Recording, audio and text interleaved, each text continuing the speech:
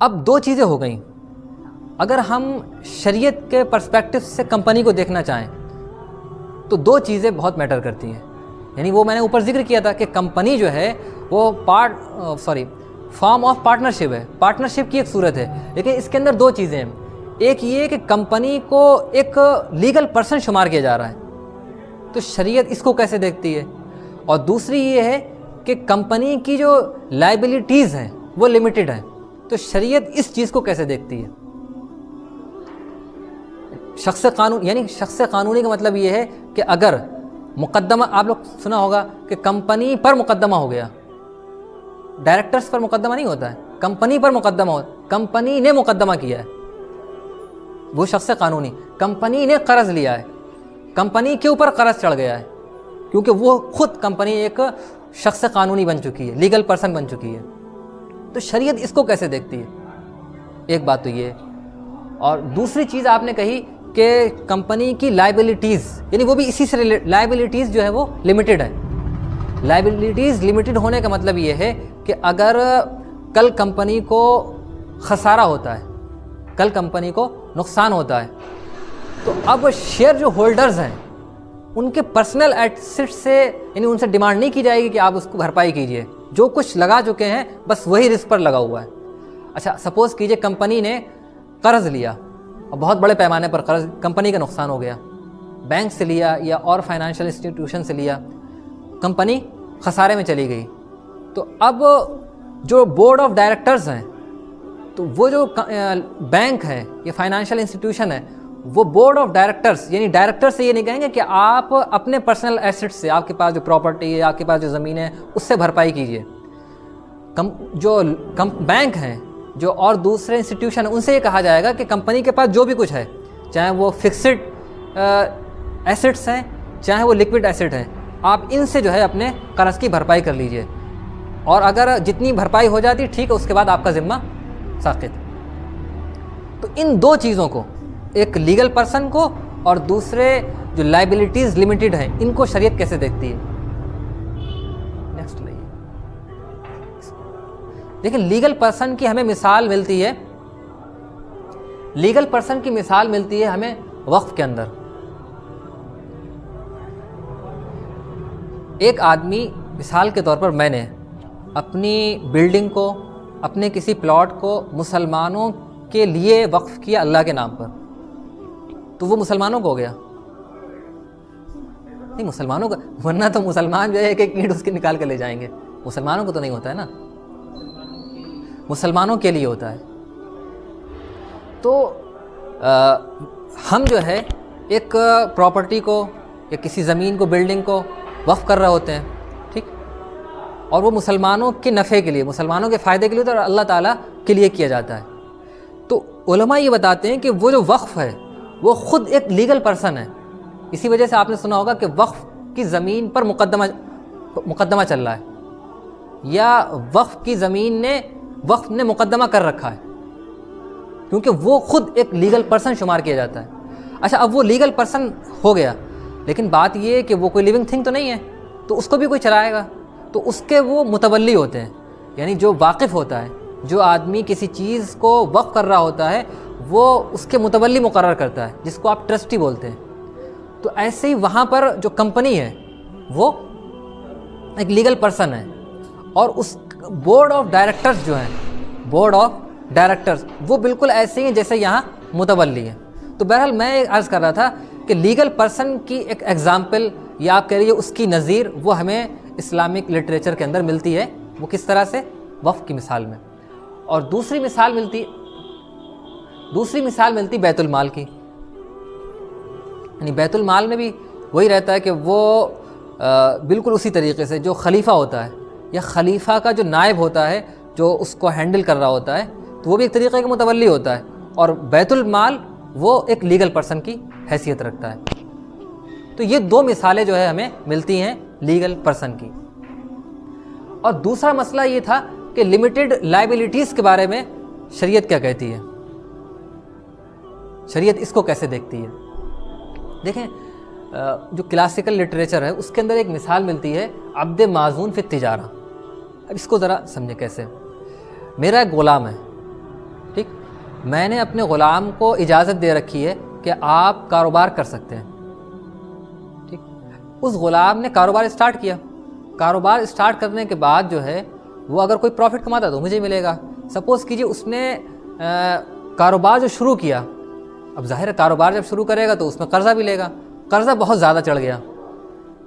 غلام کی کل قیمت ہے 1 لاکھ روپے اور اس کے اوپر قرضہ چڑھ گیا 2 لاکھ روپے کا. اب جو قرض خواہ ہیں وہ میرے پاس آئیں گے تو ان سے کیا کہا جائے گا؟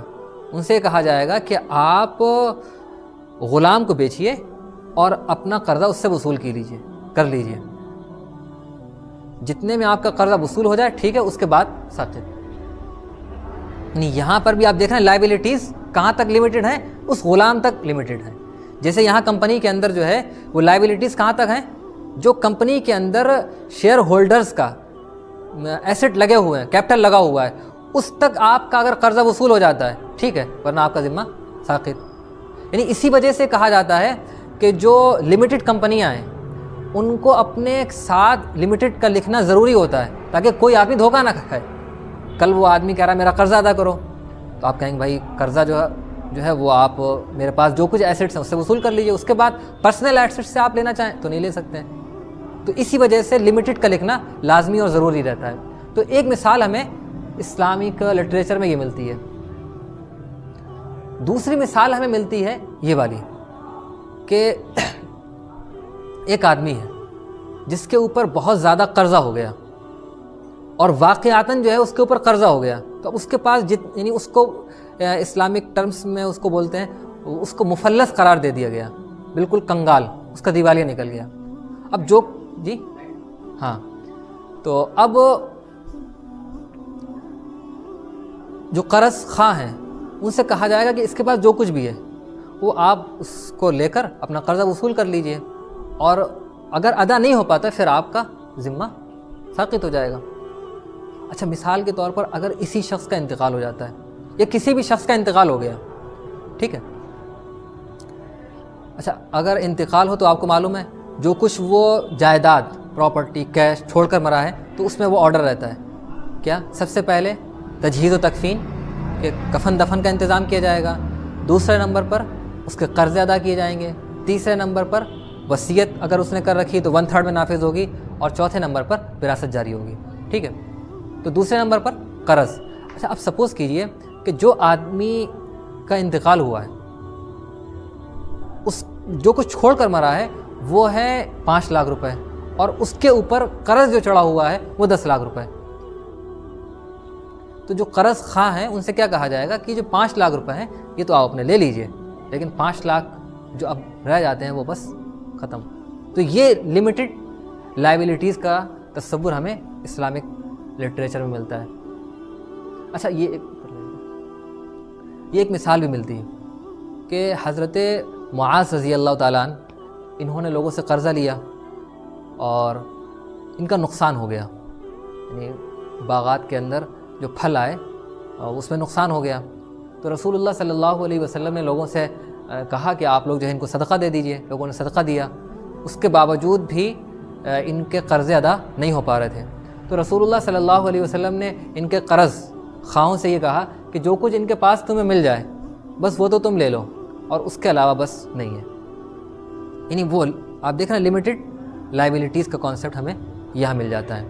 تو ایک چیز میں نے بتائی لیگل پرسن کے بارے میں کہ وقف کا کانسیپٹ ملتا ہے اور بیت المال کا کانسیپٹ ملتا ہے. اور لمیٹڈ لائبلٹیز میں ایک تو عبد معزون فی التجارہ, یعنی وہ غلام جس کے آقا نے اس کو تجارت کرنے کی اجازت دی اور اس کے اوپر اتنے زیادہ قرضے چڑھ گئے جو اس کی اپنی ویلیو سے زیادہ تھے. تو قرض خواہوں سے یہ کہا جائے گا کہ آپ اس غلام کو بیچ کر جتنا آپ کے قرضے وصول ہو جائیں وہ لے لیجئے, اس کے بعد یعنی جو مالک ہے اب اس کے ایسٹس سے آپ وہ وصول نہیں کر سکتے ہیں. اور دوسری مثال آپ نے مفلس کی دیکھی. ایک اور مثال ہے یہ والی مضاربہ. مضاربہ میں یہ ہے جیسے مثال کے طور پر میں کیپٹلسٹ ہوں, وینچر کیپٹلسٹ, میں نے آپ کو 1 لاکھ روپے دیے کہ آپ کاروبار کیجئے, اور قرض لینے کے لیے ہم نے نہیں کہا آپ سے. اچھا, آپ نے کاروبار شروع کرا, کاروبار شروع کرنے کے بعد آپ کے اوپر قرضہ چڑھ گیا, اور وہ قرضہ جو ہے بہت زیادہ ہو گیا, 2 لاکھ ہو گیا, 4 لاکھ ہو گیا. تو اب جو قرض خواہ ہیں وہ میرے پاس آئیں کہ یار پیسے آپ نے لگائے، تو ہم ان سے یہ کہیں گے کہ آپ اپنا قرض اتنے روپے کے اندر تو وصول کر سکتے ہیں جو ہم نے آپ کو دے رکھے ہیں، اس کے آگے آپ وصول نہیں کر سکتے ہیں۔ تو یہ جو مزاربت رہتی ہے اس کو سلیپنگ پارٹنرشپ کہتے ہیں، اس کے اندر بھی ہمیں اس کی مثال ملتی ہے۔ یعنی یہاں دیکھ رہے ہیں کہ لائبلٹیز لمیٹڈ ہیں، کہاں تک؟ جو ایسٹ اور جو لکوڈ جو ہے میں نے ورکر کو دیا تھا لگانے کے لیے، قرض خواہ اپنے پیسے وہیں تک وصول کریں گے جہاں تک میں نے دیے تھے، اس کے آگے وصول کر، یعنی وہ میرے پرسنل ایسٹ سے، میری پرسنل پراپرٹی سے اپنے قرض وصول کرنا چاہیں تو اس کی وہ ان کی اجازت نہیں ہوگی۔ تو یہ شریعت ایسے دیکھتی ہے۔ اچھا ایک چیز یہ ملتی ہے، یعنی پرائیویٹ لمیٹڈ اور پبلک لمیٹڈ، ایک حکومت یعنی انڈیا کی حکومت نے ایک یہ لانچ کی ہے LLP لمیٹڈ لائبلٹی پارٹنرشپ، یعنی یہ پارٹنرشپ ہی ہے لیکن اس پارٹنرشپ کو انہوں نے لمیٹڈ کرا لیا ہے۔ اچھا اس کی وجہ سے یعنی لمیٹڈ کے کانسیپٹ کی وجہ سے اور LLP کی وجہ سے آپ نے دیکھا ہوگا بہت سے لوگ چونا لگاتے ہیں۔ آپ لوگ مثال دیں گے کوئی؟ IMA، جو IMA کمپنی تھی بنگلور کی، منصور خان کی، تو انہوں نے اسی بنیاد پر چونا لگایا۔ اب ظاہر ہے وہ دیکھا ہوگا آپ لوگوں نے، داڑھی ٹوپی ایک دم ایسا لگتا ہے کہ ابھی ابھی جو ہے نماز پڑھ کے مسجد سے باہر نکلے ہیں۔ تو 1 لاکھ انویسٹرز کا 5,000 کروڑ اور بعض لوگ کہتے ہیں اس سے بھی زیادہ روپے کا چونا لگا کے چلے گئے، ہیرا گولڈ۔